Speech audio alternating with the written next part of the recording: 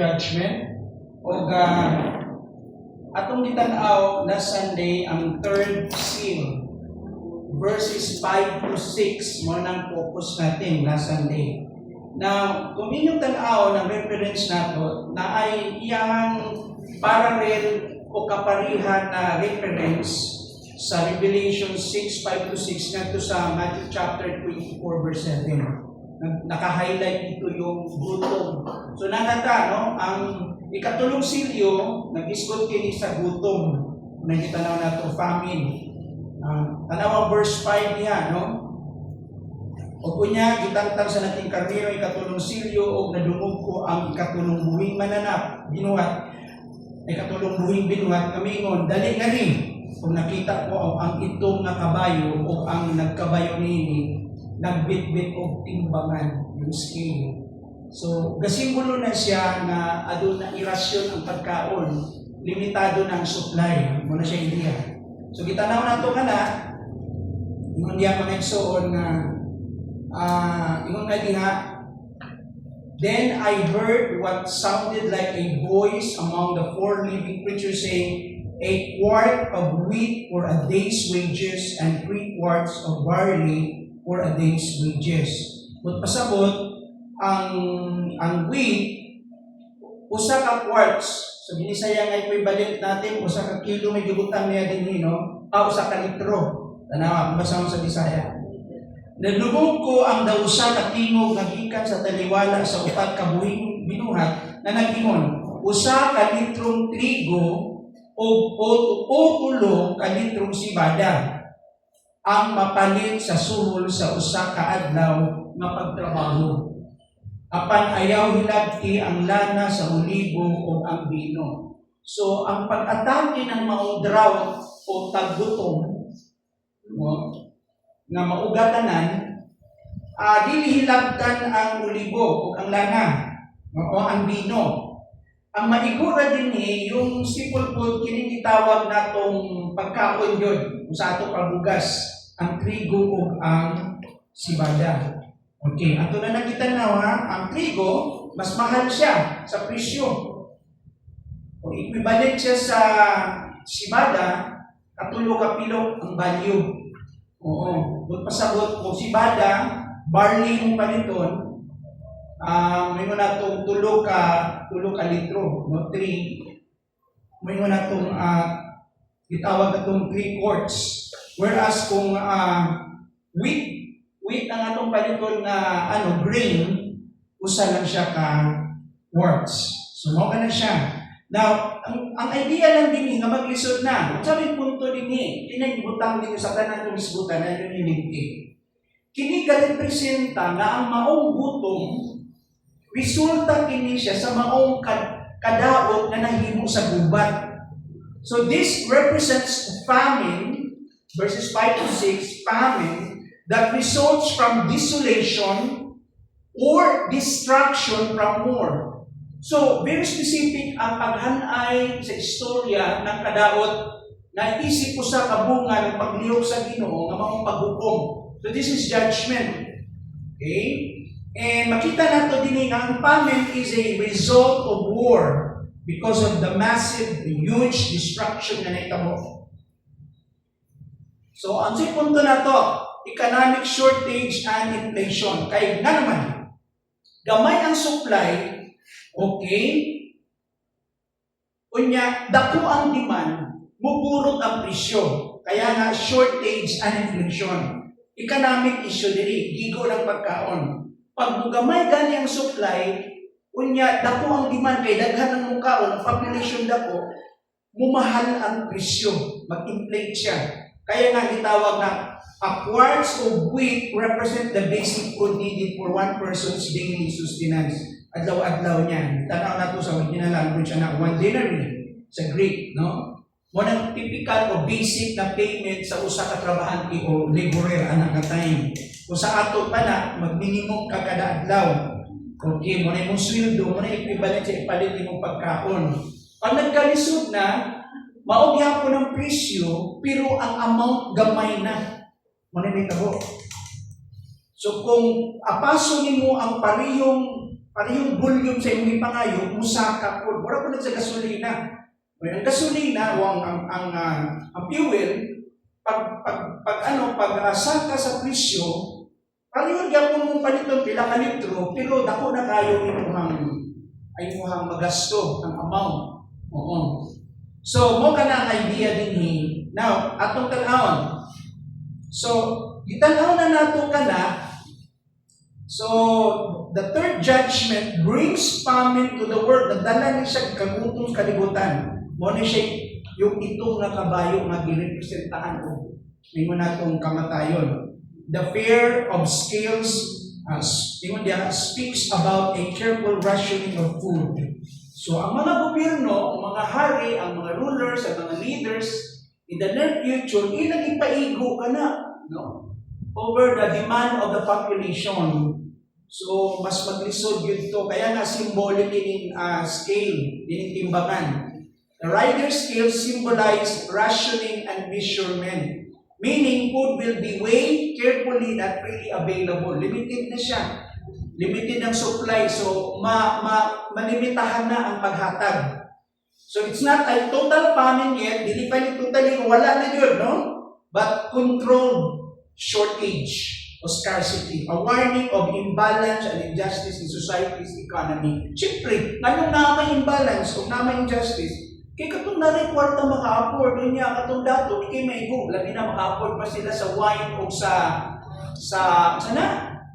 wine o sa olive niya, very expensive ang makapalit lang na ay power to purchase yung mga dato. Ang mga pobre, at na sila sa pinakabarato. Kung magmahal yun, di na sila kapalit o wheat. Ang palito nila, barley. No? Kasi may context na sa Israel na. Kung sa ato pa na, anong pinakabarato na version sa bugas? Oo. Muna yung pinakabarato na version. Kanya, mumahal pag yun. Oo. Muna rin siya. Yan. Next. Okay. Ikwenta na nato ha, muna siya. So kung pasabot, ang idea lang ani, bago na ito biyaan, next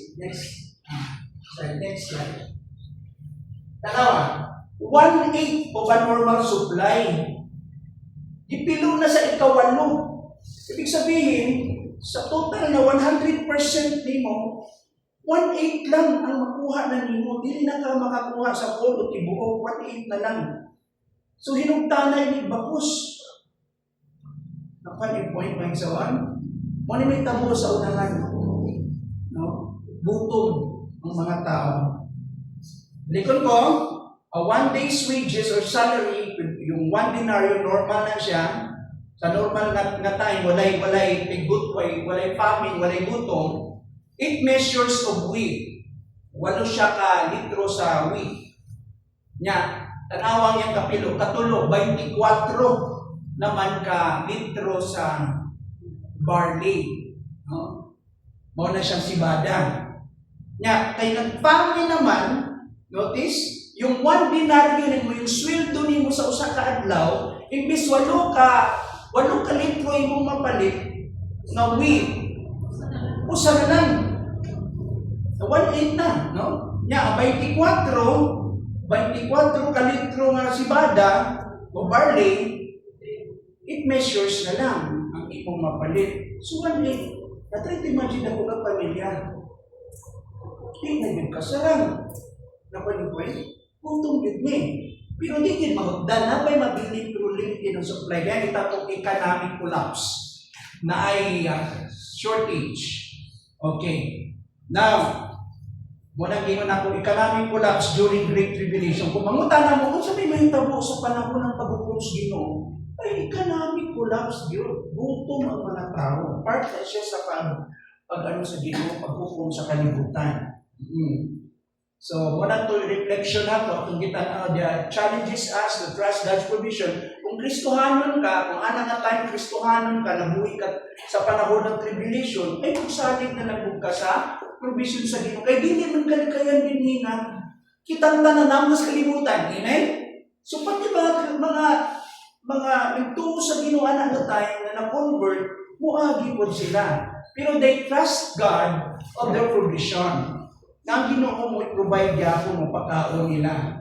And ingon diha, and prepare spiritually for times when worldly security fails. Na naman, siyempre, pagka magtanaw ka nga, wala na kasupply ko ng kalibutan, ikaw mismo, mauyog ko ka. Yung usahan tao, diha ang tagasandig sa atong saman, ang inabuhi, trabaho nato, atong sweldo, atong bank account, tanan. Sa future, pag wala na siya, sigurado yung mauyog ka. Tanaw yung kas Ginoo, mana siya. So, mana siya. Kaya mga igsoon, di na pumuat ko dito sa what family condition today. Kaya ato na nang-iagian. More on practical na siya, application sa atong realidad. Alala niyo, taas kaayo na siya. O kung sa mga hinungdan ng family, di na pumutouch kayo dito. Okay. Akong gitutukan lang, yung sunod ng revelation sa mahitabo. Karon, nabay huwaw karon, nabay kagbutom po na, mag-research mo sa karon, panahon nato karon, pinaka-current karon. Ay mga gutom sa lain-lain dapit. Labi na yung mga mas vulnerable na lugar like Africa, mga lugar good na dili kayo yung isolated o dili kayo hindi mo na itong progressive. No? Itagani diri sa Pilipinas. Daghang pamangganing galisod sa ato yun. Pila na good ang arangan, mabahin man sa tulo ang ato ang population katong dato, yung upper class, then middle class, gamay pa man ang middle class. Abot na ba 50%? Wala pa. No? Ang nasa ubos yun, ang grassroots, kitang mga kabos, muy daghan. Naalala pa niya ito, 20% lang dato. Notice niya, hindi ka control sa kwarta sa Pilipinas, no? Katong dagong negosyo. Ay nalaki ato na sulti democratic na kay liberty, no? Na kay kagawasan. Pero saan pa ang atong realidad, mauna. Pero pasalamat niya po tayo. Ikakumpara sa umaabot ng panahon, mas buto yun. And let's proceed now to the next seal. Good job. Ako. Okay. Isa din niya itong nasa day. Na 1, 2, 3, 4. Okay. Anyway, kung gawas kami sa nagsubang detalya, dito lang napanto ang mga practical. Let's proceed now to number 4. At ito sa ika-4 na silyo. So, mo tulong na ibuto ni may tabuan ni. Karon sa ika-4 naman mo ni may tabo.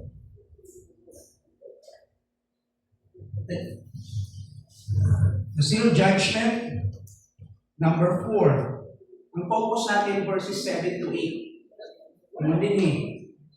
When the Lamb opened the fourth seal, sa lihang ang kordero, iyang giabdihan ang ika-4 na silyo atong binilot ng kasuwatan nga gikuptan. Sa naglingkod dito sa trono sa Diyos. Okay? When the Lamb opened the fourth seal, I heard the voice of the fourth living creature saying, "Come."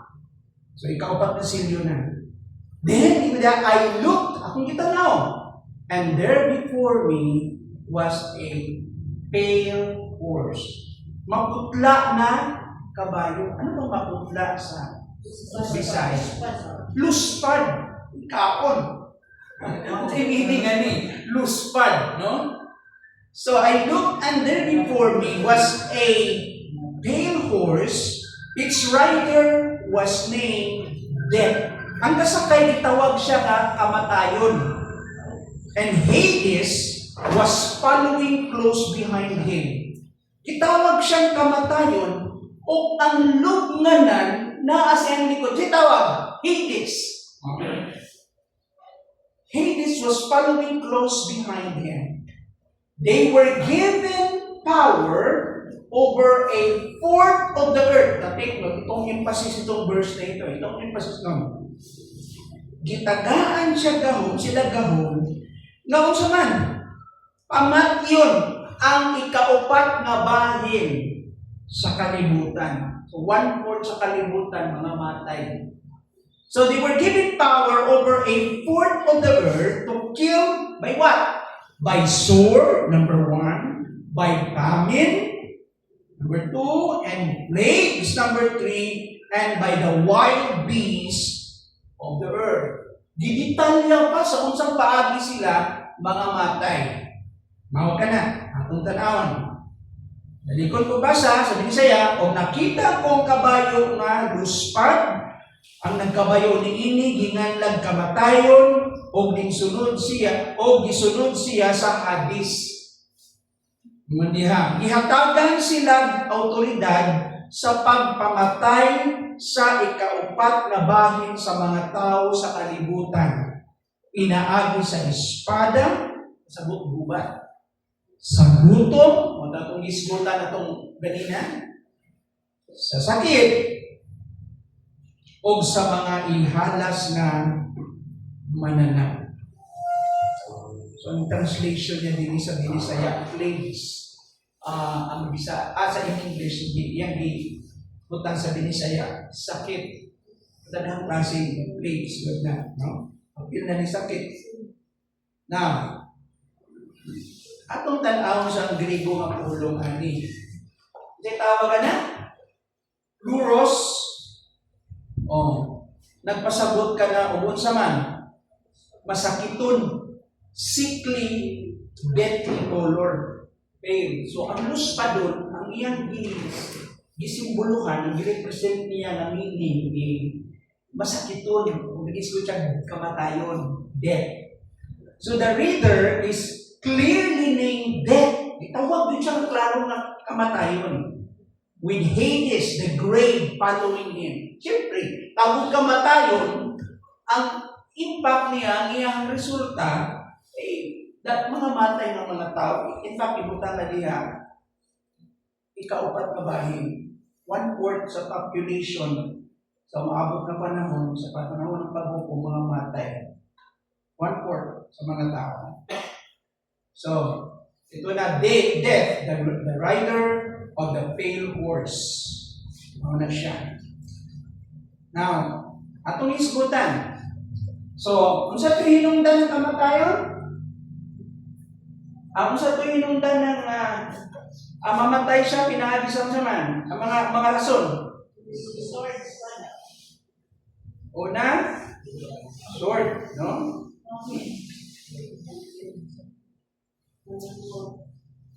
Sige ko naman. Amin. Ganina sword. Di ba na ako na-delete ang sword? Di nga, nabalik. Na-delete na ko ang sword. Sige na lang. Una, dito number 1, sword, sunod, famine, sunod, plagues, sunod, wild beasts, mga mananap, no? Mga ihalas na mananap sa bitawag nato sa gubat, no? Now, ang pinaka bukat din kini yang gidikit gyud na grabe na pagpatay kini. Pero bisan pa po, nagya akong gakontrol ang Ginoo sa kadautan. Yung extension ng evil o yung pag-expand ng evil kadautan, i-control niya kung sino. Nagya ko yung mercy na naman. Huwag man nag-eurot ang tao. Amen? Eurot ba? Wala. 1/4 regi, patay. So this indicates unlimited but devastating. No? The devastating, it's big, ano yun, naku kayo ni. It's really huge scope of judgment. O maka, yun ni nga, ditawag na itong makalilisa ko ni God restrains evil, yung i-control ng kalautan, kung niya allowing only partial destruction. 1/4 lang. Showing both justice and mercy.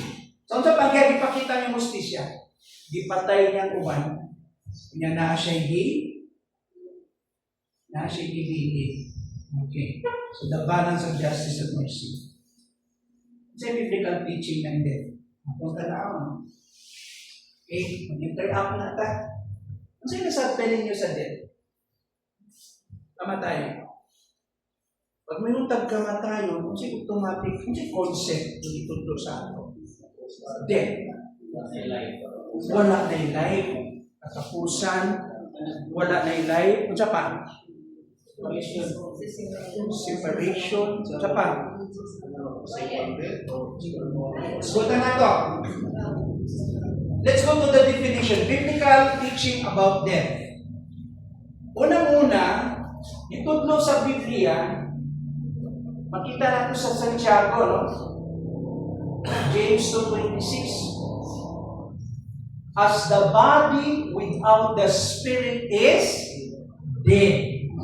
Sama sa patay, yun diya, ang lawas na walay espiritu. Si James mismo sa sabtan niya, na tao patay siya kung ang iyahang lawas walay espiritu. Yan ang nag-explain dito yung konteksto na yung explain mo yung pagturo ng walay buhat na. So, gigamit na niyang analogy, pero sabot pa sabot, truth na siya na analogy. Na pagsabot nila, mindset nila, may tungkol sa kamatayon, pag ang lawas, walay espiritu, patay. So, death is defined as the end of physical life. Wala na ka, unconscious na ka, wala na ka gaginhawa, no breath, no breathing. Yung diha, death is defined as the end of physical life through the separation of soul and body. So na ay language nila nga importante, yung ulo nga, separation, yung pagbulag sa lawas o sa imong kalag espiritu. Ano ka na? Muna pagsabot na ito. So meaning, returning to dust, sama sa giingon sa Genesis 3:19, kay ikaw gikan sa abog, ug sa abog po ikaw mubalik. For dust you are, from the very beginning, you started from the dust, from dust you are, and to dust you shall return. Gisulti lang na sa Ginoo kay Adam after the fall. Kay chapter 3 ng Genesis, nalaglag naman siya sa sala. So, muna siya consequence, mamatay ka. So, returning to dust is a reminder of human mortality and humanity. So, itudloan na magpaubos ni Ginoo, ipakita, ay tao na di ay ko. Kana mabati na kita rin mo, mabot ka sa maluyan na ka. Yung mga hanap na yung pananaw, ipakita, lahi na yun. Yung bati ng kagkakapo sa imong lawas, di na yun payakan nga ito. Ipahinumduman mo ka. May tungkol sa imong mortality. Kinabot sa tao na ay kinatuban. Kanya, it humbles us. Lord, mo ang naniginulang ang pinabuhi kung imong wahaan ka o diha na ng miguto. It humbles us to become more dependent on God. So kay mo man kana, no? And it also symbolizes the cycle of life. So na siya cycle. Ang tao mamatay as what? The consequence of sin. We come from the earth and ultimately or finally return to earth. Ikang kata sa yuta, ubalik po ka sa yuta. Kaya nga ditawag kang Adam means from the Hebrew word Adamah. Okay? From the ground. Ikang ka sa yuta. Kung sa yuta po ikaw, ubalik, mamatay ka. Kaya maalala niyo sa funeral service, na yung portion sa statement na yung pasay part ng ritual. Yung diya, kaya ikaw gikan sa abog, o bubalik ka sa abog. From ashes to ashes, from dust to dust, ibalik ka sa abog.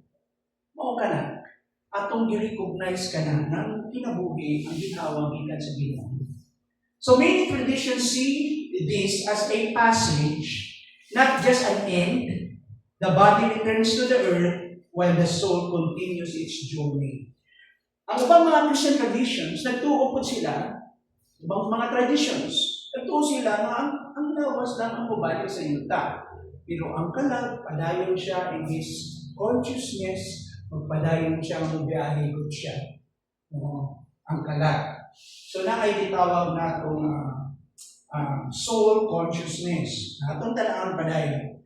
Sa scientific process, na ay explanation ang medical side. Pag may decomposition, ng decaying process, na decompose ka, nagsugod ka na siya, immediately diha-diha after death. Pananditan, pamutan ng tamo. Yan yung postpartum period. Partong training ko ng caregiver ko. Pag yung patay, namatay yung tao, na dili mo siya ipahiluna. Kung anong forma niya, paggahi niya, lisod na kayo na nimo. Oo, usgon ang iyang posisyon. Yung how to take care of your patient. Labi nasa postpartum, yung ano na siya, ito na yung patay na siya, ipahilo na mo siya. And immediately after siya namatay, magsugod na dahil ng iyang decomposition. Mag-decompose na. Hinay-hinay na siya. Deteriorate na ang lawas. Nya, pagpadugayan pa na mo pila ka oras sa kaadlaw, maanay epekto na. So kini ang may tago. Ma-research man ninyo. Ang tawag na autolysis, di ba? Cells breaks down due to enzymes. So natay parang self-digestion. No, imong cells mismo, imong mga body cells pa. Break down na good siya. Wala na yung life eh. Ito yung mystery ng Ginoo ba. Nabilidik mo ang lawas mo, padayon siya, masustain siya, pag wala na yung nasa sulod. Diba yun? Yung ginawa, bitalit ginawa. Pag wala na sa sulod, isang healthy ka pa. Kalit lang undang yung ginawa, nakapulog ka, waka ka mata. Na, padayon na dinidiretso mo. Napilay na ako na-observe ng matay. Kapag kamugod na mga kauman. Akong grandma, akong grandpa, akong kulig sa trabaho. No? Pati yung dili, yung wife ng pastor. Naalala niyo sila ni Nanay Derek Kunding. Di ba na church dito before? Galit sa rest house ni former governor. Kunya, 9 o'clock. Kumanuman lang sila na ni Hapon namin sa taas. Nanaog lang doon nila, kaulakaw ko sa bus. Chika-chika pa kandiyo. Biglang siya itong bana.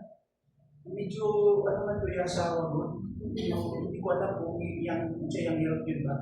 Pero, bago ito nagkaon na, nalong pagpapauan, kanit lang siya o taki.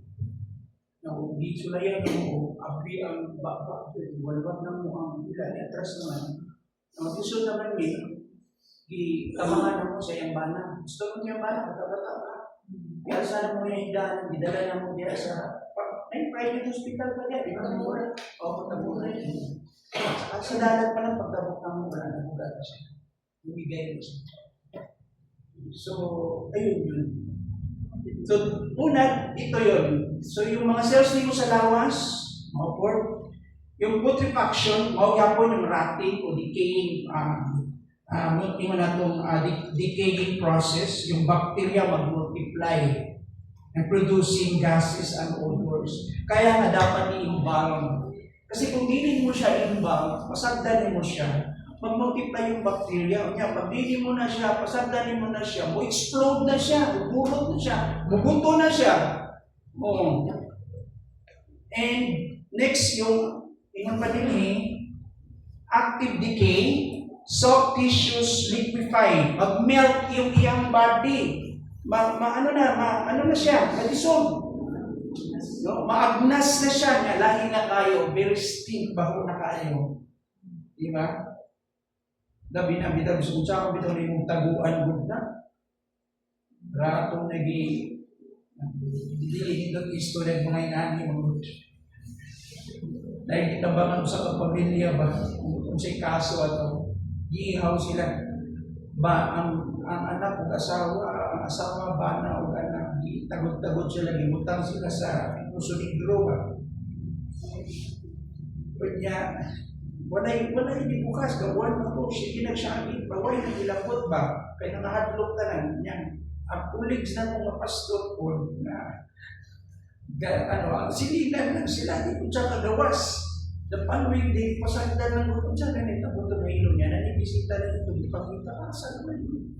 Wala mga tao din, nakita yung mga science dito niya, yung smell dito, gikan sa grabe niya. Pinanakaadlaw ito na agnas dito. Na siya. Yan, ang mabilin lang sa pag-decompose niya, kasi pinakagahi kay matunaw. Ito yung skeletalization. Eventually, ito na yung outcome, only bones and dust remain. completing the return to the earth. So, di ba, pagka i-place ninyo yung lugar bitaw, nakuha na ninyo yung mga nabili, yung sa'yo mabili dito yung wala ko yung natunaw yung buong nakasagol-sagol na sila dito. Ingani yung kung i-explain bitaw mo yung realidad ng tao ba. Kaya lang ang tao mong dito siya pareho sa manangat. Dapat tanaw mo siya. It's an image of God. E naan siya immaterial part. Na mas ma-explain ng scripture sa ato. Dahil ang panantaw ng Bible may tools ka na tayo. Death in general is an expected reality for all men. In general, tanang tao mamatay. Christian kang dili, tanang tao, regardless of your itawag na itong social status, regardless of your may mo na itong background, education, or what, ethnicity, bisan unsa pa ka, mong kahintang, mapadato ka, mapapobre ka, mapa-influensya ka o dili, itang tanan pareho equal. Death in general is an expected reality for all people. That's the product of the curse. Because the body was made from the elements of the dust, at death the body returns to the dust for the process of decomposition. Mao ka na muli. So, God will clear scriptures. Romans 6:23, ang bunga sa sala, kamatayan. And one thing to determine na ang tao makasasala, kasi mo undergo ka ng death, mo undergo ka ng the dying process will deteriorate yung lapas until you reach to a certain point na you stop breathing, you die. Ano di ba? Death is the wages of sin. Hindi na ako emphasize na siya. Death is a continued spiritual conscious existence. Now listen to this. Alam mo, kini medyo controversial kaayo ni siya. Okay? Gusto na ko i-expound para hindi mahimong ayaw nilang atong understand. Ikuto ba dito, sabi ni, death. So what? So expand na to yung death.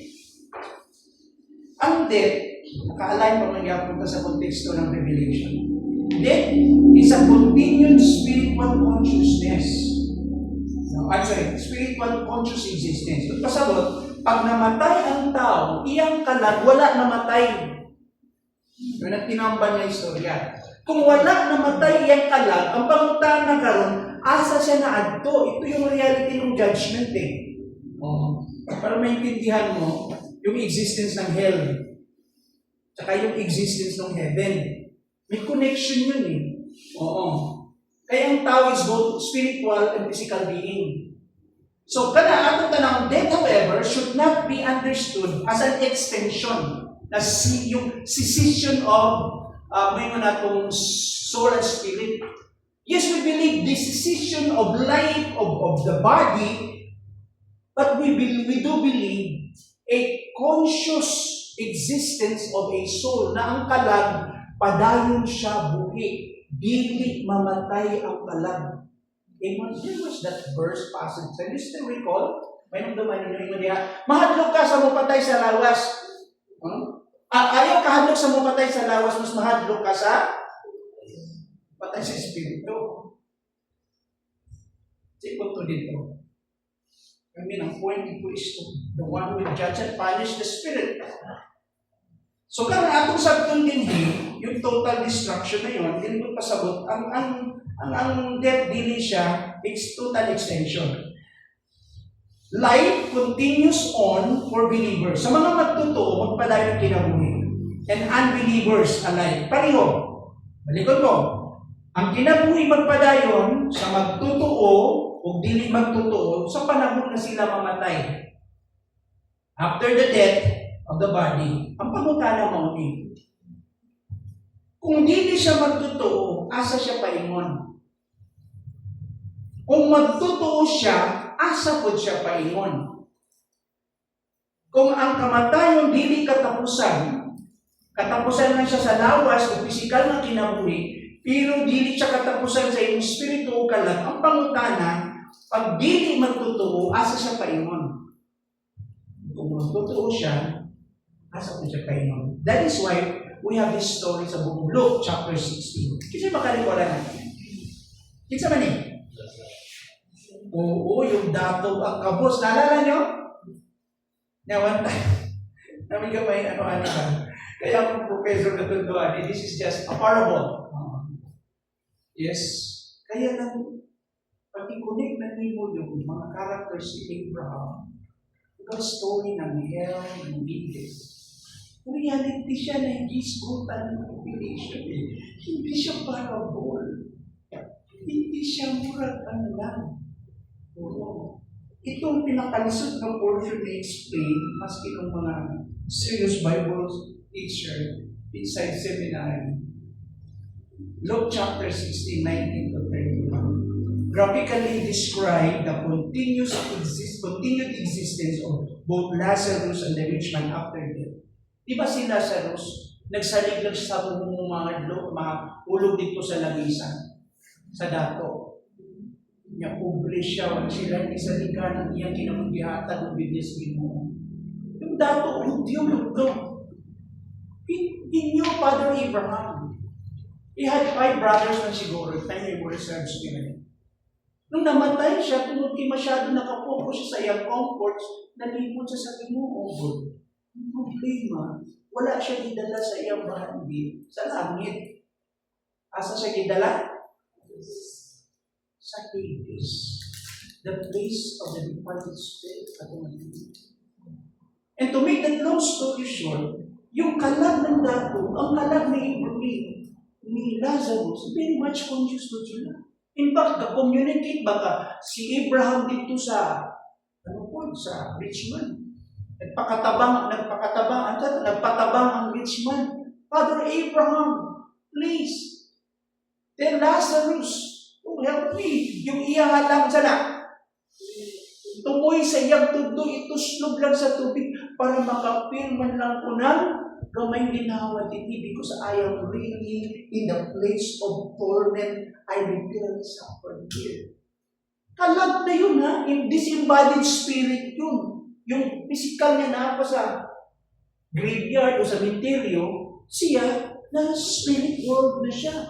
Pero kasuffer na siya. Pero naapa siya sa place of torment. This is a holding place. We're not talking yet like of fire din here. Kaya nga gitawag na nga Hades. Dili pa ni second death. And so makita na to very conscious. Padayan ka. Third, the death is departure in the body and being with Christ. For what? For the believers. So kung Christian ka, at the moment of death, kung sa'yo mo, direkta na ka sa presensya sa Ginoo na. At ito sa mga tribulation series. Let's say, grabe, patay, no? 1/4 ng population expected na po ma-judgment yun sa mga unbelievers. Now, guess what? Asa pa ingon ang mga unbelievers, yung 1/4 of the population killed by what? By God in His judgment. Saan papunta yung 1/4 ng population yun? Mag-judge sa Ginoo. Asa? This. Yan. But for the believers, tanawa yung konteksto na to. Sa 2 Corinthians 5 verse 8, sabi ni Pablo, mamatay ako sa lawas, ang basahon, we are confident. Nakakita yun sa man. Nakakita yun? Kumpiyansa, kadasig. Sabi niya, we are confident. I am sure. I say and would prefer to be away. I would rather say, mas gipangandaman na ako, mas pilion na ako, mamulakaw na lang. Away from my body and at home with the Lord. Na ako magmubiya na sa akong lawas o muli na sa Ginoo. So, ipakitaan at idea ni Pablo din pag ang Kristohanon at the moment of your departure from your body, immediately you will appear in the presence of God. Dito nakadiretso sa Ginoo. So ang mga Christian, diretso na. Wala na suroy-suroy ang Christian. Magpamisa pa siya. Paabuko pa siya. Amen? Wala purgatorio, guys. Asa pa mo ng mga pagtotoo na. Let's say, ikaw, during the time of the tribulation, pinersecute ka kasi ang sunod na seal, the fifth seal, ikalimang seal, yung persecution ng mga believers. Kasi namatay ka. Saan ka papunta? Asa? Sige mo. Yan may tabo nun. Okay. Natin pa dayon. Yun ang idea nun. Tanaw ang Philippians. Ito pa si Pablo. Kuhaan lang nato ng systematic teaching from scriptures. Kasi gisulti sa Philippians 1:23. Naglibo gayod ako. Kasabot niyang pamati ba? Gusto na niyang pulis Ginoo. Kaya sa pikas na bayan, nanginawak ko siya sa simbahan. Diba? Bati ko mo na, diba? Amen? Gusto na lang ko mo ulit.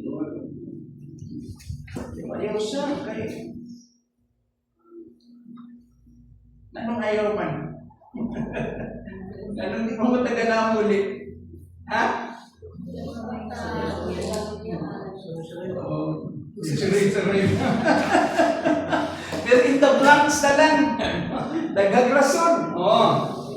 Naglibo kayot ako kung unsay akong pilion. Buot ako mubiya ni ining kinabuhian o makiguban kang Kristo. So, iklaro na niya, kapag mubiya ka, makiguban na sa Ginoo. Na mas maayo alang ka na po. Para kaniya, mauban sa Ginoo, mas mabing maayo.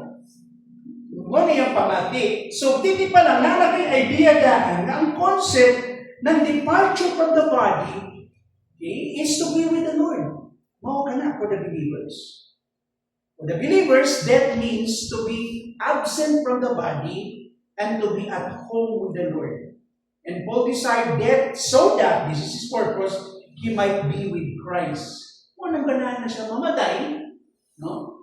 Gusto niya muli si Ginoo. Okay. Mas better by far. No? Ikatulog. Death comes in a form of God's judgment against the unbelieving world. Mauning konteksto natin. Mauning isgutan nato karon sa Revelation. Yung death. Yung death din is a form of what? Of God's judgment. So that comes in a form of God's judgment against the unbelieving world. Mauning usa sa mga biblical teaching, no, about that. Asa na ito makita? Yun ang reference natin. Di na napo sa ako na. Okay. Clear na yan. That's a form of judgment. Okay. Pila ka taong pastyo niya? Pila? 1/4. 1/4 ang mamatay. Dapat piliin na bata. Igulang o batanon. Wala'y piliin na. Basta nag-decide ang Ginoo nga 1/4 ang bugtong patay. Sa population. So 1/4. Pero at least, nandiyan ka po yung verses Ginoo. Okay. Iskutan na to, here. Kasi pag namatay ka, kasi sunod. Unsay kasunod atong kamatayan nagasakay sa unsaman? Kabayo nga? Color?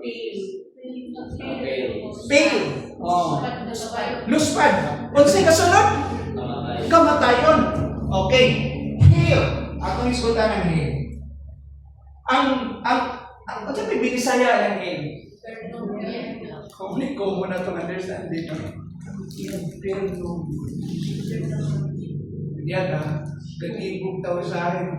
Okay, atong sabton. Duha ka matang, ako yung shortcut ka diyan na pala di mo maglibog.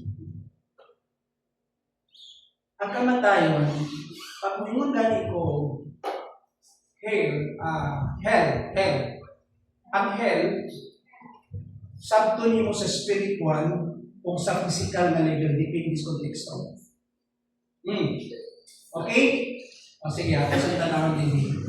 Dili gihulagway ang hell sa usa ka man katapusan at usa ka pagsilot nga walay katapusan. Ayan.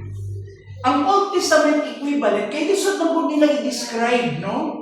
Alam mo, ang mga butang sa Ginoo, para masaktan sa tao, ang Ginoo mo gamit og illustration nga pamilyar sa tao, aron mahulagway niya, kung sibuti pasabot ana nga mensahe. Nakuha niyo? Kaya ang Ginoo na naman siya sa ibabaw, God. Niya kita, mga physical being, na yung mga butang na dita kaampas sa mga spiritual na mga realidad. So, ang ginubuhi mo siya gitawag na itong mga example or illustration. So, ang yan gigamit din ng illustration is yung word, the same word used in the Old Testament called Seol. Okay.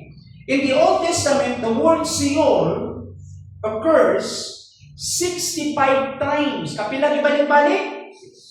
65 beses, no? Sa 65 balik-balik. Gisgutan. Hindi ko punto, anak ko pasabot, pili ni siya isolated na topic. Mga dili importante, insignificant, importante ni siya.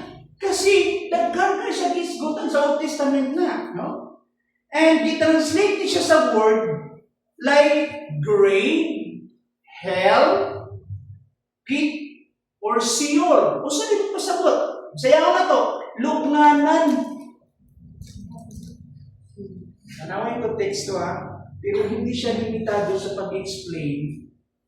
Kanya gusto na i-communicate din in spiritual reality. O meron siyang expression na physical reality. Pagmatanan daw. Ang lugnanan ba is a physical reality? Yes. Kasi kung ang tawag na ito, anak, di ba? Mga tawag na ito sa lugnanan na ito. Menterio. Isa pa? Menterio lang. Pero kaya, kasi kalahin na niya kuya sa isutan ganina nga Hades.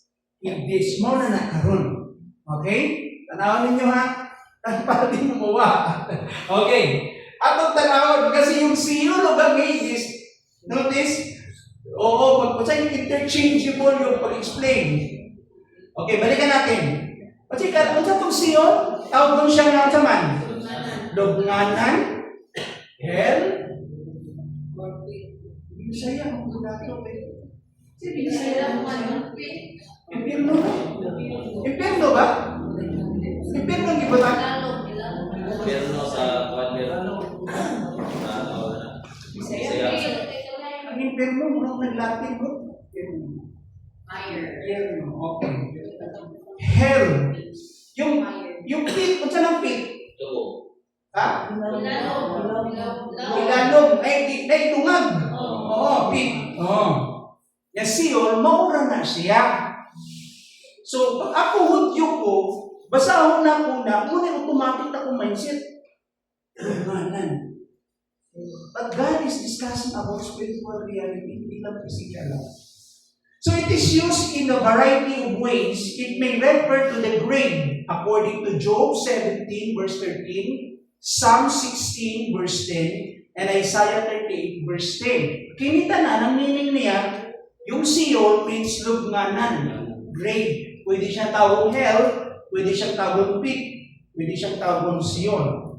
Now, Seol may refer to the place of the dead. So, lugar siya sa mga nangamatay na. So, automatic, kung una-una yung lugnanan, siyempre, nangamatay na. So, muna yung mga reference. Where both good and bad people go upon the dead. Of course. Mga righteous, mga matarong o dili matarong, pareho sila. Paingon nato sa kamatayon ko. Kung ilubong sila dito sa Seol. Now, believers will be rescued from Seol. Okay. Lugnan, sa unang pagiya siya rescuehon sa Ginoo, luwason gikan sa lugnanan.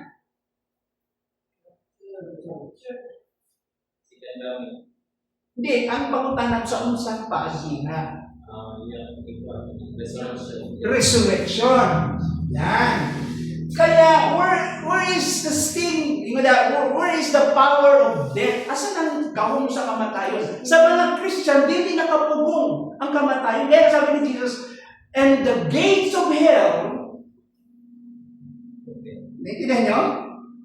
Ang baba, ang portahan ng impyerno, wala'y gahong. Why? Because we have the resurrection day. Apa niyo point? Wala siya gahong. I will build my church. We have the hope of resurrection. So, pero muna, believers will be rescued from Sion. The wicked go to Sion upon death. Now, ayun ko wala. Disbutan pa natin sa man. Sion, physical grave. Kamatayon, magkamatay nila. Pero sila nagpaputala ka rin only. Asa yung iyang immaterial part nung pumunta sa Sion kung unbeliever siya? Nabilib ba siya dito sa lugaran? Una siya lugar ng Jetuan. Ha? Hades. Hades. Okay. Ato na naman. So the third grade in Hebrew is Gibir, used 71 times to describe the grave. Yung grave, ha? O pit, the Hebrew word bore. An earth below, pasabog sa ilalong sa yuta. Or erex. Diba? In the beginning, God created the heavens and the earth. Erex. All emphasize where the body goes upon the death. Literally, nag-gisgo ng lungganan. Doon pa ingon ang lawas pag namatay siya. Therefore, the Old Testament give us a picture of a typical Palestinian tomb, dark, dusty, with mingled bones, and where this poor, lisping, stammering tongue lies silent in the grave. All the souls of men who do not go to all the souls of men do not go to one place, but all people go to the grave. And listen to this. Ang tanang kalag sa mga tao, dili mo paingon sa usa ka lugar. Pero tanang tao paingon sa usa ka lugar. Tanan paingon sa kalugnanan. Baligon ko. Kalag ang bismutan na. Ang tanang kalag sa mga tao, dili mo paingon sa usa ka lugar. May adtuan siya para sa kaluwasan, may adtuan siya paingon sa kalagnagan. Pero tanang tao may pilion. Matarong pili, paingon sa lugnanan. So as to the destiny of the soul of men, in the intermediate state, and listen to this, intermediate state, the Old Testament says, little. Gamay rat ay i-discuss the Old Testament says, ang Old Testament, may tungkol sa intermediate state. Ano ba pasabot ng intermediate state? A condition between, okay, at the moment of what? A condition at the moment of death. Between resurrection, okay, and itawag natong your physical life. So, this is your physical life, namatay ka, yung period na yan, bago ang resurrection is the intermediate state or intermediate condition. During the intermediate state, asa imong body paingon? Sa lugnanan. During the intermediate state, asa paingon imong kalag? Kung believers ka, direktas. Kung unbelievers ka, asa? Ayun, puntahan na to. Alam mo, dili gatibog yung karamihan God kay tungkol sa definition nato ng kalag. Okay. Hades. Sugutan na nato Hades. Hindi yung sa common sa salida yung sa sabang naman. Gods ng Greek mythology, no? Pag may Hades, ang makita nila, the god of the underworld. May gamito nila, no? Pero yung langit na Hades, atong tanawon, the New Testament term used to describe the afterlife. The afterlife. Kung pasabot, pag nahuman ka ng mamatay. After your life. So, after yung physical life, ito yung New Testament iyang ginagulagway, yung Hades, is the afterlife experience ini. The New Testament term used to describe the afterlife is Hades and is equivalent to the Hebrew term Sheol. Balikon ka. Kung saan ang Sheol sa Old Testament? Grave or lugnanan. In the Greek Septuagint, the translation of the Greek, the Greek translation of the Old Testament Hebrew, okay, ang gigamit niya, the word Sheol, is almost always translated by Hades sa Greek translation ng Old Testament sa Septuagint. So, na siya comparison, na siya kapareho. Now, karon, the word Hades is used in two different ways. Gigamit sa duha ka paagi ang word nga Hades. It is used to describe a place where referring to punishment and simply the state of death where all must go upon termination of life. Nakuklarohan. Ang Hades, gigamit siya sa duha ka pamaagi sa paghulagway niini. Ang una nga paghulagway, gahisgot kining lugar sa pagsilot. So there is this place called hell or Hades, the place of punishment. Ang another description naman niya, yung physical description niya is simply the state or condition of death where all must go upon termination of life. At the moment you are terminated, at the moment you die, paingon ka sa lugnanan. Muna yung usa ka concept ng Hades. Balikon ta. Kung sa itong usa ka pagsabot ng Hades? Place of punishment. Ang usa? Lugnanan. Yan. Sa to pa, karoon ng tao mamatay, dito sa lugar. May resurrection. Ang believers, kaya ang concept nato sa resurrection, spirit, soul, and body na siya, kaya tao, resurrection.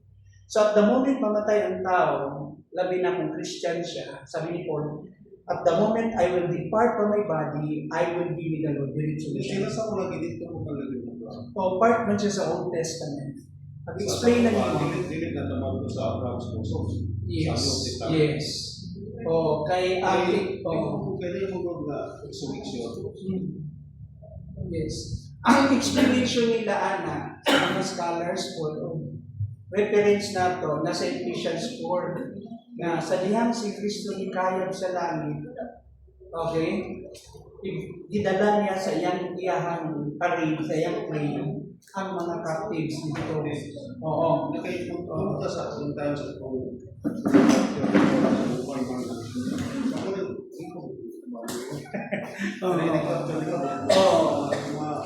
resurrect lang sila. Oo. Nasi-separate nga panahon o dispensation kasi nga nini, ano sa mga language ni Jesus, walay pwedeng mo sa langit kung diin kinsa unang nanaogikan sa langit nga mobalik. So sa time ni Jesus sa New Testament, ito na yung tinatawag na the incarnation period. Hindi na Old Testament na the incarnation period, that period with Jesus Christ coming into the body, into the flesh. So ang set up nila, before the birthing of the church, bago yung pagkayag ni Jesus after the perfect sacrifice and ascension, pagbalik niya, tanang mga Old Testament saints from the time of Adam, mga righteous tanan, hangtod na agdan sa time ni Christ. Okay. Niadto sila sa lugar na gitawag called Hades or mga disembodied spirit sila. Now, according to some scholars, ang Hades is divided into two places. There is a big, kanang gitawag na itong, may mo na itong divide,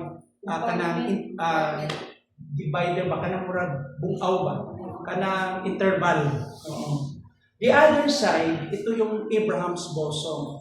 Yun ang language ng paradise, the place of comfort, the place of joy. The other side is the place of torment. But the language used by Luke, nung iyang sulat ang iyang account, they went to Hades, the place of the dead. But he was not simply repairing literally of the physical death, because we're talking about after the death. After the rich man died and Lazarus died, they went to a place called Hades. So hindi separate yung literal na grave o yung soul ng rich man o ni Lazarus na very much conscious went to a certain place, a holding place. Mura po, hindi pa na ito panahon karon. Terminal pa ni. Oh, yan. Ang basic na understanding, kung naamay mabiling sa Hades karon, yung place of torment, nag-accumulate ang tanang kalag na unbelievers, even sa time ni Noah pa.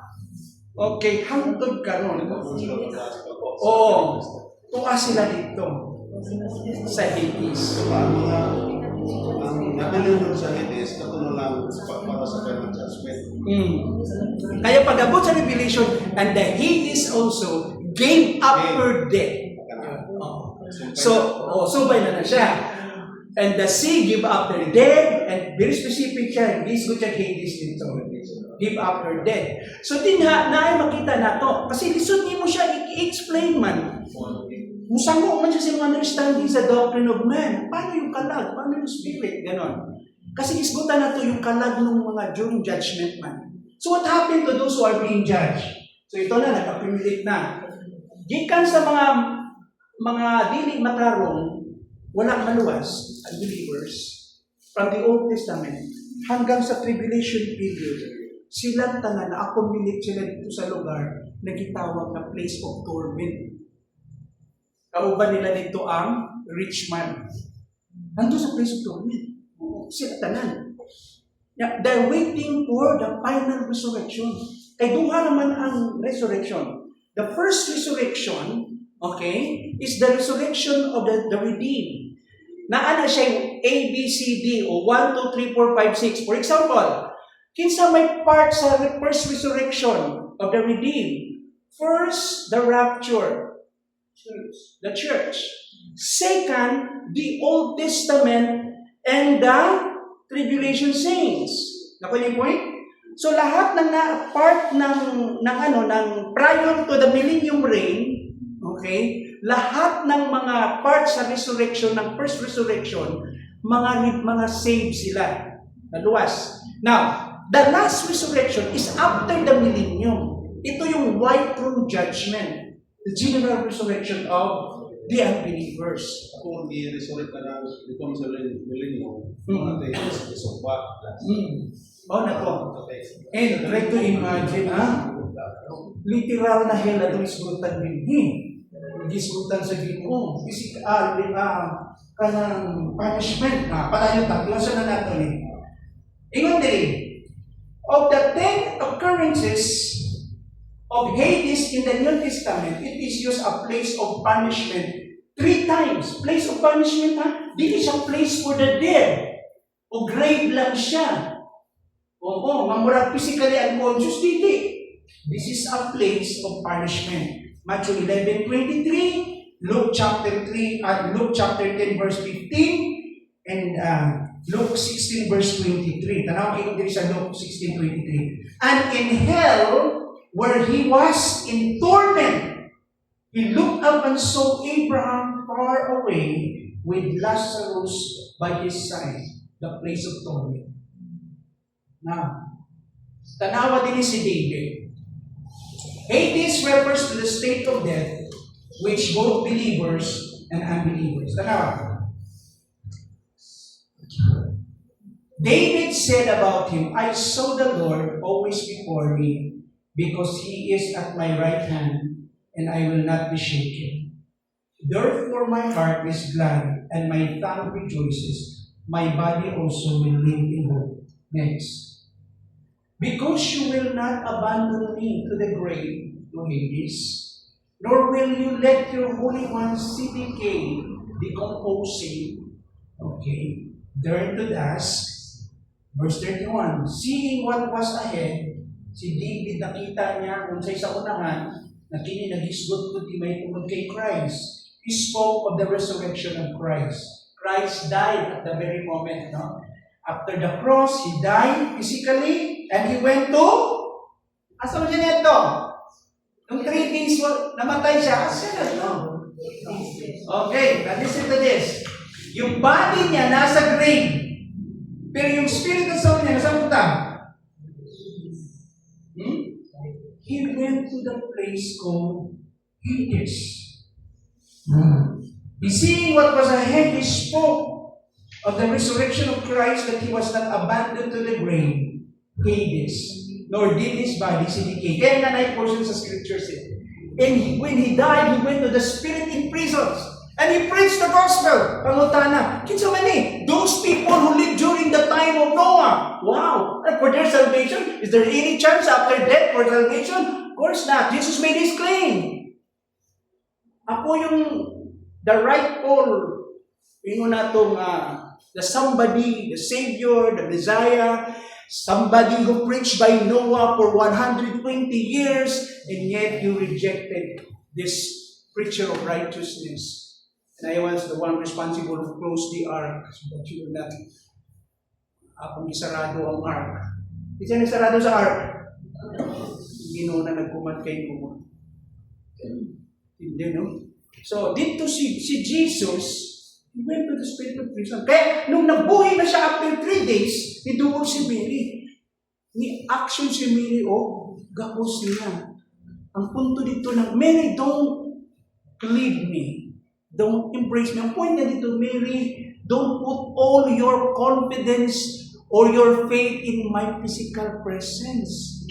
Even my presence is here or not, continue to trust in God. So ang point dito, why? Because I am not yet ascended or returned to my Father in heaven. Therefore, between that period, bago siya nibalik sa Ama na sa langit, for 3 days, he went to the spirit of the dead. He went to the place of the dead. And he's very much conscious. Kaya nga, may struggle ako, paano explain ito? Cessation of soul. Dili mo siya mag-cease to exist at the moment of death. Naamo siya immaterial, dili material na body niya. Something spiritual, created in the image of God, okay? Namuad to siya sa laing lugar. Now, dayon ta. In Revelation 1:18, ano sabi ni Jesus? I am the living one, I was dead, and behold, I am alive. Namatay ko. Iadto ko sa maong lugar. But behold, now, I return to life. Mabuhay ko forever and ever. And I hold the keys. Who has the authority? I hold the keys of death and Hades. Why? Because I overcame it at the cross. Tungod kay ako ang nagluwas kaninyo sa cross. Abayan na nako inyong mga sala once and for all o throughout eternity. Paid in full, wala na mo'y bayaran. Nasa ako ang otoridad ng kamatayon o ang lugar sa pagsibat. Did you understand me? Na akong Kristo. Now, Revelation 20 verse 13. Then the sea gave up the dead were in it, and the dead and Hades gave up the dead that were in them. And each person was judged according to what he has done. Kung ang mga sa katao, pagkahukman sila, sumala sa ilang mga nabuhay. Verse 14, chapter 20. Then death and Hades were thrown into the lake of fire. And the lake of fire is the second death. Ito na yung punishment. Ito yung everlasting punishment. Ito yung walay kinutubang pagsilot. Na, anyone, ito bukat din, Revelation 20:15, ang kinsaman, okay, anyone, na dili makaplagan, ang iyangalan dito sa libro, sa kinabuhi. Anyone who does not found written in the book of life let them be cast into the lake. Alam mo, hindi, naman di pa, pikas na bahay, mahadlo ka ba? Kung sa pikas na bahay, makita yung gracious Ginoo. Ano sa ba? Sugod na itong kalabasan? Alam, hindi ko maisip eh. Kano sa nagsugod yung kalabasan? Yan ano, ikaw man. Di ba nag-uban? Hindi kita yung gracious Ginoo. Hindi. Imagine mo, kung tangan tawag mo, kung imo subayon ba, ang Trinity sa Old Testament, bago sa Old Testament, wala pa tanan na exist. Ang naa pa lang ang Diyos. Dito nagsugod tanan. Nag-decide ang Diyos dito pala from eternity past. Bago ni-apply tanan, before time and space and the physical universe, before life and energy appeared, before the entire human race, the entire creation, God has already decided.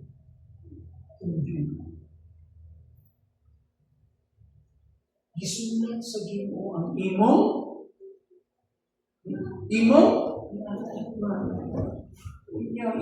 ito ang joke ko.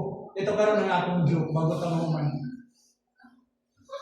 Yung niya, nung pinanganak ka, wala mang ka na-rehistro sa nasayo pa yun ang spelling kay na discrepancy sa ngalan. O tsaka ilista dito. Ito, patitikan.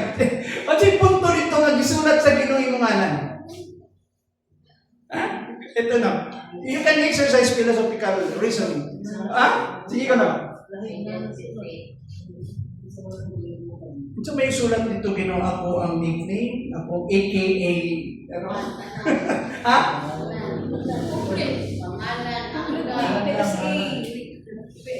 Alam mo, dapat malalim yung unawa niyo sa ngalan.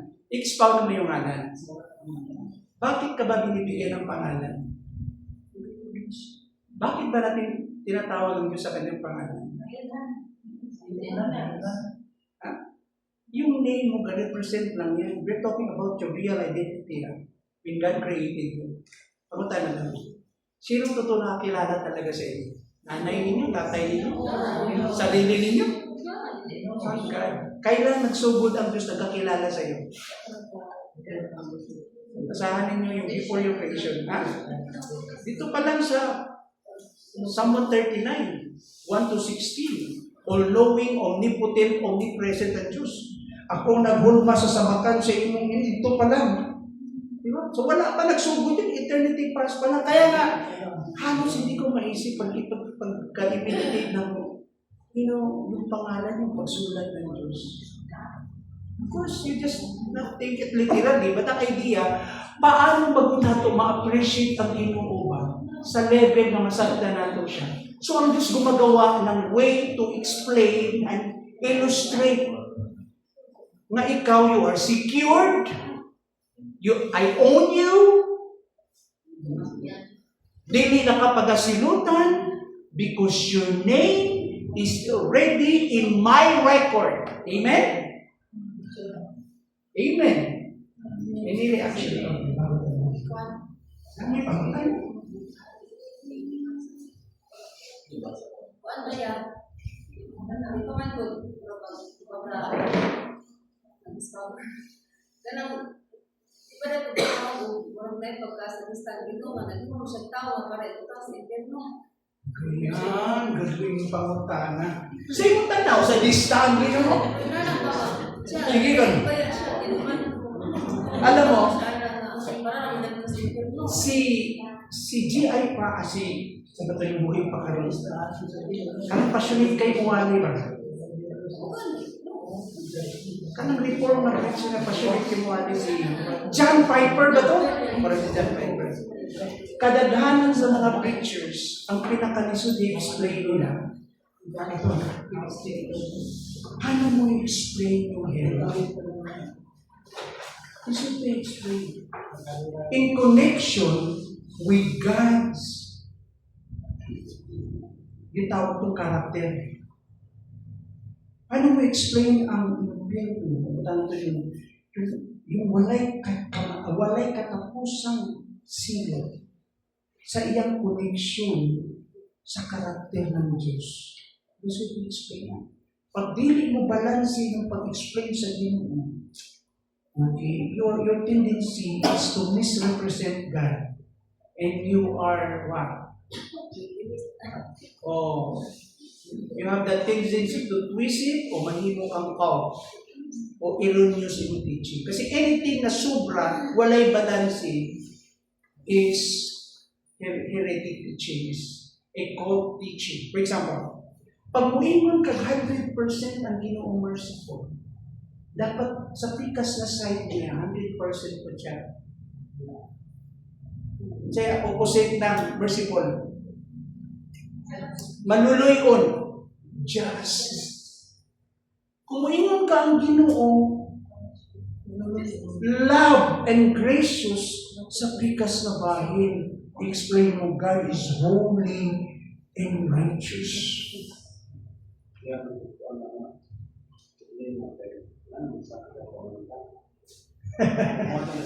Ano mo sa Diyo kata? Ganun mo sa Diyo kata? Ayan. Ano nagpakamatay ng si Kristo? Gusto mo magdadaan. Yes. From the human level, this is explain. This is tama yan. This is explain from. Kasi kung paminaw na ko, ay nasabi ko, panalitan ka. Ito, no? Lalo mag-ampo pa mong tubig. Ay nga niya, so tiyan naman, sige. Sa pikas ka ba Nga mag-ampo pa mong tubig. Makabalo naman ang Ginoo. Okay. Nga mangayo pa mong ko. Sa pikas ka ba ko? Nga maningkamot pa mong ko sa niyaw. Na ang katako sa pagluwa sa iya manday gihapon. What is? Yes. Yan, ano sa kuwan, first, nakita naman ko sa inyo sa wato ni Apple. Ngayon, the first place, walang sa nag-prevent na lang yung Yes. Naatay enough reasons, daghan layers of reason. So pag mutupag ka, always bottom line ka. Example, say bottom line. Okay. Okay. Kabalo ang Ginoo. Sa akong tawhanon ng pagsabot lang ha, based sa scripture, utob sa finite mind ng mapsan mo. Okay. Imo nang i-gather tanan imong foundation sa pagsabot sa theology. Bottom line dayon. Diyan takas bottom line. Dagang mag-layers of explanation. May ngani ka. Sige. Sa bottom line, ang ibuhat kas Ginoo, nakabalo naman siya. Makasala ka. Okay. Sunod na pangutanan. Posible ba ang tao hindi makasala? Tanan na na'y kinutuban, tanan na na'y nabinuhan, o dili Ginoo, dili Diyos. Na'y limitation. Kay nakay sinugdanan. Nakay limitation, but pasabot, dili ka perfect. But pasabot, nakay tendency makasala. Pero despite of the fact, ganun gibuhat pa mga. Dagang tubalan na sa mga magawali. Gibuhat sa Ginoo para na siya'y companion wrong. Gibuhat ka sa Ginoo para makomplain yung kalipay wrong yapon. Kasi self-existing being siya. Complete na siya. Hindi siya dependent para sa imo for His joy and for His glory. Hindi siya nakita ng approve sa tao na appreciation na gibuhat kanya. Gibuhat kanya, dili ito kiwa siya lingaw mo. Malingaw siya, dili yun. Ang matubag lang yun na ako, lisod siya usahay Abson, yung Colossians, open your Bible to Colossians. Colossians chapter 1, verse 15. Usapan niya tubag ha, napilaghan. Kuto ng kadini. Kanilang para na tayo idea. Di ba nang mahumanggot siya kung tabagonin mo siya, inaamang yan kung ipangutahan, pero dili yun na ito matugkad siya. But we have enough reference to explain Why? Saan po sa Colossians? Sige ka no. Kasi gusto mo basa chapter 1 verse 15. Colossians. Si Kristo mao ang makita na nagbuhay sa dili makita ng Diyos. Siya ang magulang anak ulabaw sa tanang inuman. Layo. Kay kadagit kaniya gibuhat sa Dios ang tanan nga atwa sa langit ug ang ania sa yuta. Kita o dili makita. Mga gahom na espirituano, mga pamunuan, mga hari, o ang tanan na nagmando. Ibuhat sa Dios ang tanan, ilahi kaniya, o alahi kaniya. Okay. Nag-gets ko ito ba nagkaluwasan diya? Wala. Pero ang assumption, pag human ka gibuhat, kauban ang kaluwasan. Amen? Ito ang tubag niya. Tanawan yung layer, yung surface mo ng content. Itawag interpretation yung itawag meaning as meaning as reference. Kung sa'yo i-describe po niya. Okay. Gibuhat ang kalibutan para asa? Para siya anak. Para kaniya o tungod kaniya o pinaagi kaniya. Sunod na question ni mga, nga naman. Pero di pa lang, natagaan na kagaydiya, nakabiyot lang. For His Son. So, in reality, saan ang delight ng Father? Maintindihan mo karon ang Trinity din eh. Saan ang kalipay sa Amahan? Nasa ato, nasa anak. Sa anak, maintindihan mo yun. Na ang kalipay niya sa creation, nasa anak. Sa anak. Maintindihan natin yun kasi gibuhat ng kalibutan, pinaagi kaniya, tungod kaniya, tanaw yung purpose. O, pinaagi, tungod kaniya, o alam kaniya. Tapos na. All you're thinking about anything of your entitlement na, Lord, nagbinuutan ko, Lord, tungod kay angayan ko, tapos na. So, balik na sa salvation. Sa Old Testament, pinilit sila. Okay na yung salvation nila. So, makaano na natin, pinilit sila.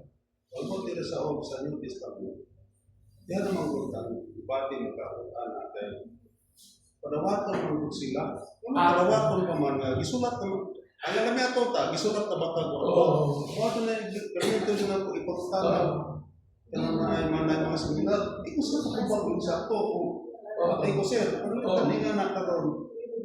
Kaya gisulat na, ano ini po mga padawaton, bunyagan pag yun, hindi complete na. Di mo sa mga kanta. Actually, sa Old o sa New Testament, na calling ang prophet. Iba ang calling nila kung Old Testament. So, tawag nila ang mga tao para sa Ginoo. Ang way of salvation nila, of course, by grace, through faith, yapon, but for the coming Savior.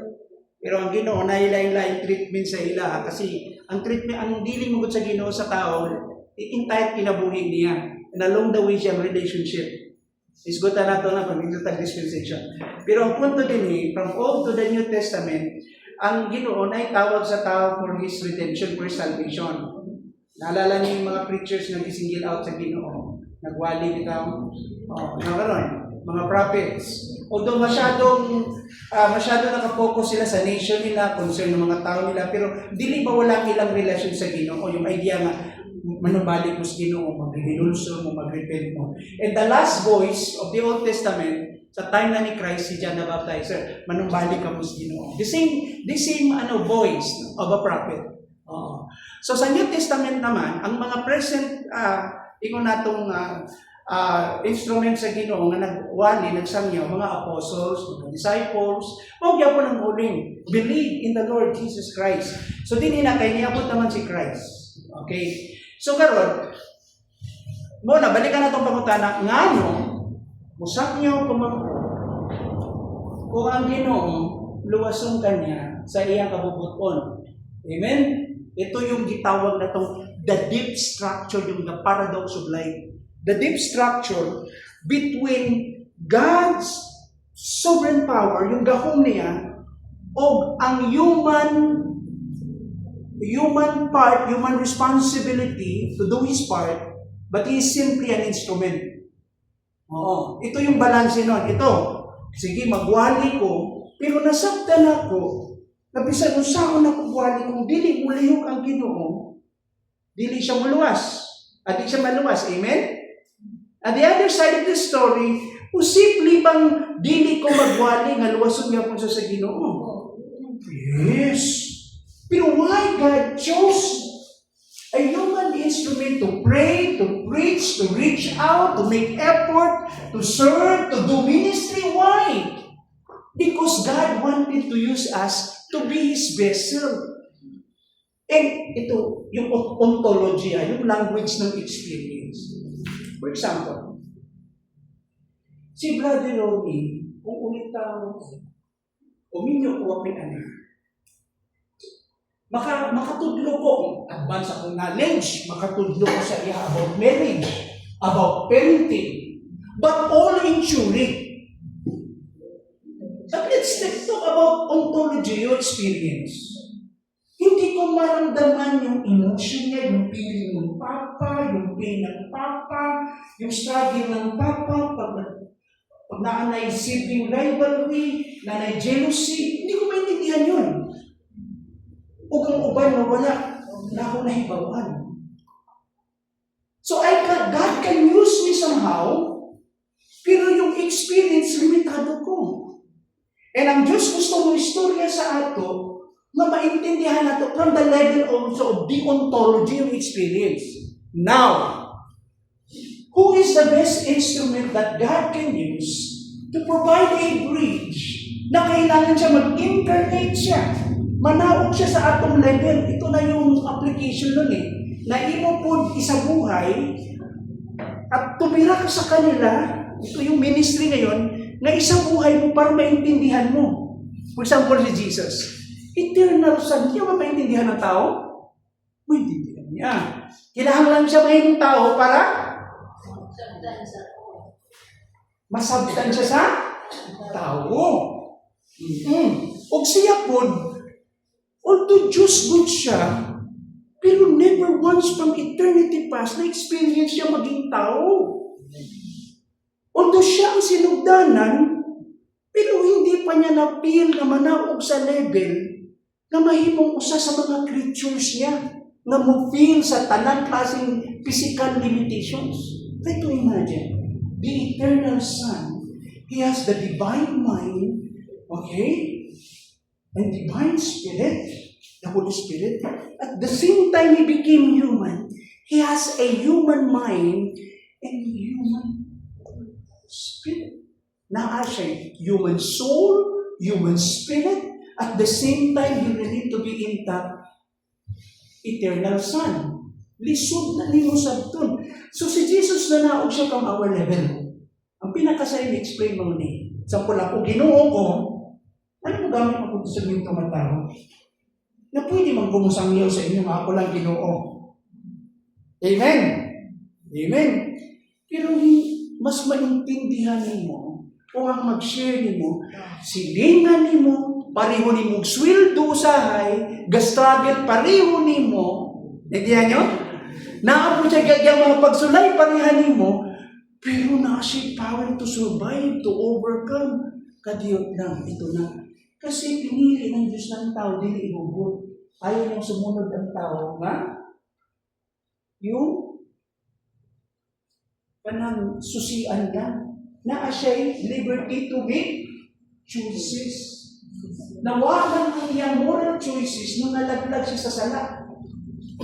And every time he choose, mas dominant sa iya, mas bation niya, ang pilion, yung selfish niya na tendency, kaya nakasala naman siya. So yung moral choice to obey God, wala na siya power mo. Yun ang sinasabi ng Romans chapter 7. Yung nature niya mismo is hostile to God. He cannot do it. Wala siyang power, ability to do it. Yun. So karon, ang Ginoo mo'y manalo. Now, kung sa'yo lesson sa ato, siyempre, kung ako'y magbuhanay karon, niya muliyog ang Ginoo, gamiton ko ng instrument. Yung tao na maminaw, tabangan niya. Tagaan niya karong ability to understand, tagaan niya gift of faith and gift of repentance to grant him to respond. Okay? Paano siya makasabot? Kasi you speak with the same language ng tao, the same experience ng tao, the same reality ng tao, and you're talking about spiritual realities of being born again. Klaro ba? Yun yung disappear. Usa ka side pa lang na ako na-after niya. Yun ito about ontology experience. Sa pikas, ang bottom line palagi mo, hindi na ako matubag. Saktos ba ito? Gusto tubag. Ang imo na lang nga, bakit ka ba kung binisaya pa na? Bakit ka ba napagtripa ng Diyos? Ha? Sige nga. Bakit ka minahal ng Diyos? Kumbaga ka mo? Because you are the part of the rest? Or superior? Or because on the basis of your good works, good things, meritorious sacrifices? Ha? Ito na yung hugmas Ginoo karon. Pero mas ma-appreciate mo yung hugmas Ginoo pag nakita mo yung pagdupad ni Kristo. Kasi maintindihan mo yung precious Son, yung eternal Son of God. Ibahin mo niya on my behalf para na ako. In my place. Ako ang sinutan. Pero bakit? Libre sa akin. Pero ang nagbayad yung anak niya, and very precious yun. Like yun eh. Dito kami mo appreciate yung holiness ng Ginoo. Yung doctrine of what? Ang doctrine of God's wrath. You can only appreciate grace when you understand the language of the wrath of God with regards to sin. Yung iyang kasuko sa sala. Ang iyang katapusan anak, iyang pagkay. Para lang sa iyang pag-ibig sa ato. Kasi yung love bitaw na walay bayad, hindi mo ma-appreciate yun. Naintindihan mo, libre yun. Yes. Pero sino nagbayad? Hangtod ka ron. Di na ko matubagan. Bakit ka napagtripa ng Diyos? Bakit ka minahal ng Diyos? Tinanong na ba ninyo yung bana? Bakit mahal mo ako, honey? Dito bag ng mga bana na to?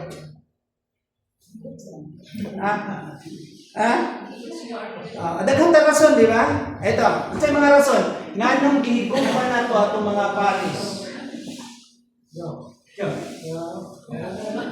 Daghang ta rason, mga rason ng tao. Number 1. Good kitchen material. Good study material. Ano pa? Good, daghang good. Ano pa? Ako yan po eh. Good kitchen material. Yung pag nanilib siya, mabalik ang sagbot sa gawas pa. Kasalungan sa hangin. Bisan kung sa pangapan, ikaw mismo may kabalo. Nganong gilab? Kasi ang love nga iya sa Ginoo. Labi na ikaw, si Grow. Di ba nabantayan? Natuki ko na yung Paris. Over the years, mausap na may nagway. Di ba? Kasi di ka gingon, di ka poy na ko nimo. Ayaw na ko. Kapoy na ko. Yan na, yapot. Nga naman,